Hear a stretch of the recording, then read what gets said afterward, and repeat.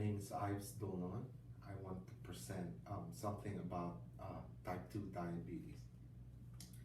So, more than 84 million adults, and that's 1 in 3, have prediabetes.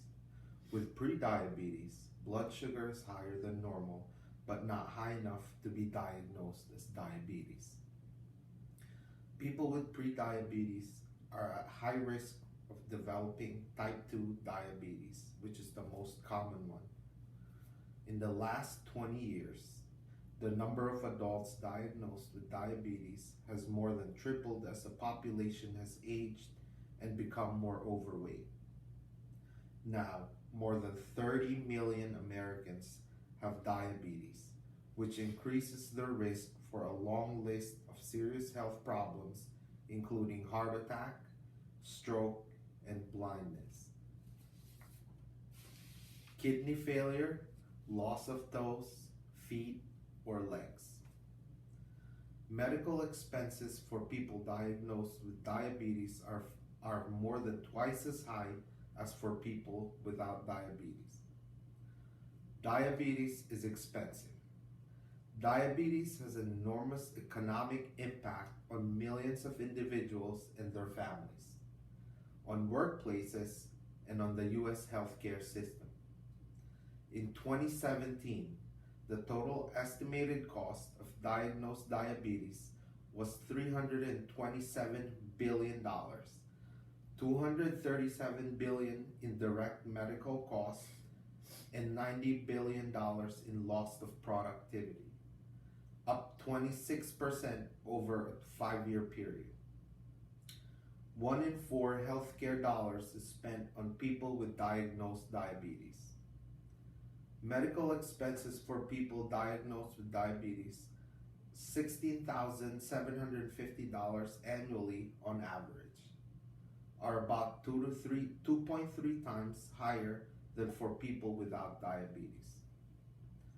So what should I do if my healthcare professional told me I have prediabetes? Prediabetes is when your blood glucose, also called blood sugar levels, are higher than normal, but not high enough to be called diabetes. Having prediabetes is serious because it raises your chance of developing type 2 diabetes. Many of the same factors that raise your chance of developing type 2 diabetes put you at a risk for prediabetes. Other names for prediabetes include impaired fasting glucose or impaired glucose tolerance. Some people call prediabetes borderline diabetes. About 1 in 3 Americans has prediabetes, according to recent diabetes statistics from the Centers of Disease Control and Prevention. You know if you have prediabetes unless you are tested, so you won't know. If you have prediabetes, you can lower your chance of developing type 2 diabetes. Lose weight if you need to, become more physically active, and follow a reduced calorie eating plan. The time is to act now. Don't let the in prediabetes fool you. Prediabetes is a serious health condition that can develop into more serious health conditions. Take action now to help prevent prediabetes from becoming a type 2 diabetes. So what is type 2 diabetes? More than 30 million Americans have diabetes, about 1 in 10, and 90% to 95% of them have type 2 diabetes. Type 2 diabetes most often develops in people over age of 45, but more and more children, teens, and young adults are also developing. What are the causes? Insulin is a hormone made by your pancreas that acts like a key to let blood sugar into the cells in your body for use as energy. If you have type 2 diabetes, cells don't respond normally to insulin. This is called insulin resistance. Your pancreas makes more insulin to try to get cells to respond.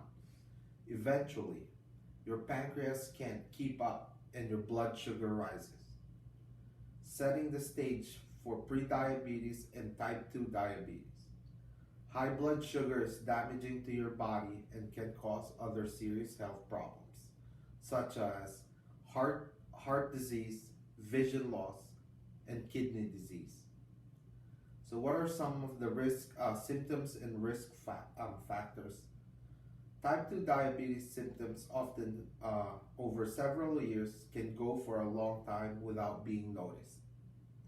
Sometimes there aren't any noticeable symptoms at all. Because symptoms can be hard to spot, it's important to know the risk factors for type 2 diabetes and to see your doctor to get your blood sugar tested if you have any of them. So, getting tested. A simple blood test will let you know if you have diabetes. If you've gotten your blood sugar tested at a health fair or pharmacy, follow up at a clinic or a doctor's office to make sure the results are accurate. So how can you lower your chances of developing type 2 diabetes?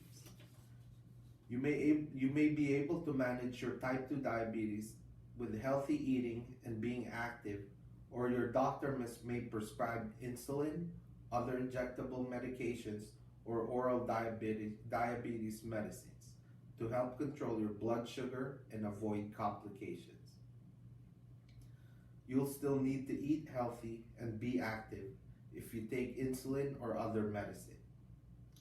It's also important to keep your blood pressure and cholesterol under control and get necessary screening tests. You'll need to check your blood sugar regularly. Ask your doctor how often you should check it and what your target blood sugar levels should be. Keeping your blood sugar levels as close to target as possible will help you prevent or delay diabetes-related complications. Stress is a part of life, but it can make managing diabetes harder, including controlling your blood sugar levels, dealing with daily diabetes care. Regular physical activity, getting enough sleep, and relaxation exercises can help. Talk to your doctor and diabetes educator about these and other ways you can manage stress. Make regular appointments with your healthcare team to be sure you're on track with your treatment plan and to get help with new ideas and strategies if needed.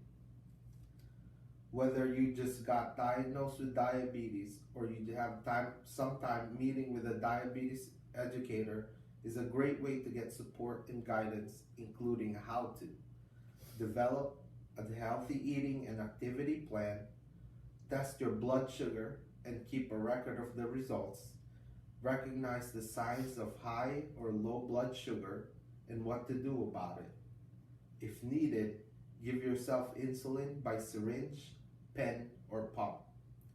Monitor your skin, feet, and eyes to catch problems early. Buy diabetes supplies and store them properly. Manage stress and deal with daily diabetes care. Ask your doctor about diabetes self-management educator to recommend a diabetes educator or search the American Association of Diabetes Educators nationwide directory for a list of educators in your community. So the good news, the CDC-led National Diabetes Prevention Program's Lifestyle Change Program can help people with prediabetes prevent or delay type 2 diabetes and other serious health problems and improve their overall health. It's scientifically proven and it works. So, I made a small pamphlet with all the information that I just gave. I also have a list of locations you could attend if you need education regarding diabetes prevention or care for diabetes. I have a few listed areas here, and you could always call them, or you could reach out to them through email, or you could also go online and you can search them, whichever is closest to your area. Thank you.